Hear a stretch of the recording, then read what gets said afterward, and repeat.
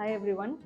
So இந்த மெரினா வந்து நீங்கள் யூஸ் பண்ண போகிறீங்க அப்படின்னா நீங்கள் ஃபாலோ பண்ண வேண்டிய ஒரு சின்ன சின்ன ஸ்டெப்ஸ் இருக்குது. என்னென்னா ஒரு பீரியட் வந்து முடிஞ்ச பிறகு மேபி அந்த 6th டே ஆர் 7th டே போல் அந்த மெரினாவோட த்ரெட் வந்து உங்கள் கர்ப்பப்பை வாயில் அது இருக்கும். ஸோ இதை வந்து நீங்கள் ஒரு ஃபிங்கர் வச்சு செக் பண்ணிக்கலாம்.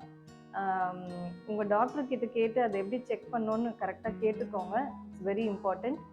இன்னொன்று என்னென்னா, ஃபார் எக்ஸாம்பிள் இப்போ மெரினா இன்சர்ட் பண்ணியுமே ஹெவி ப்ளீடிங் ஆகுதுன்னா then you have to meet your doctor. Okay.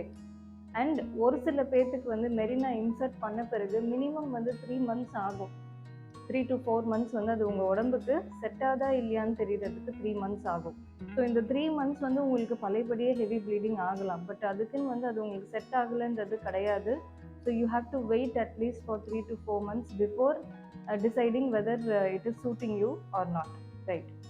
இன்னொன்று என்னென்னா, ஃபார் எக்ஸாம்பிள் இப்போ வந்து கர்ப்பப்பையில் வந்து பெரிய ஃபைப்ராய்ட் கட்டி இருக்குது, இல்லை கர்ப்பப்பையே வந்து ரொம்ப வீங்கிட்டு இருக்கு, ஒரு 12 சென்டிமீட்டருக்கு மேலே இருக்குது அப்படின்னா அந்த மாதிரி பேஷண்ட்ஸ்க்கு வந்து மெரினா சூட் ஆகாது. ஏன்னா வந்து யூட்ரஸ் கேவிட்டியே இவ்வளோ பெருசாக இருக்கும். ஸோ அதுக்குள்ளே வந்து இத்துக்குள்ள ஒரு மெரினா நம்ம இன்ட்ராயூட்ரைன் டிவைஸ் இன்சர்ட் பண்ணும்போது அது எக்ஸ்பெல் ஆகுறதுக்கு தட் இஸ் அது தன்னாலேயே வெளியே வந்துடும். ஸோ இந்த மாதிரி பேஷண்ட்ஸ்க்கு வந்து மெரினா சூஸ் பண்ணோன்னா அது அவங்களுக்கு பெனிஃபிஷியலாக இருக்காது.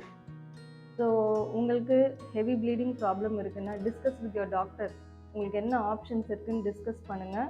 Choose the right option. So இந்த வீடியோ உங்களுக்கு யூஸ்ஃபுல்லாக இருந்தால் லைக் பண்ணுங்கள், ஷேர் பண்ணுங்கள். தேங்க்யூ.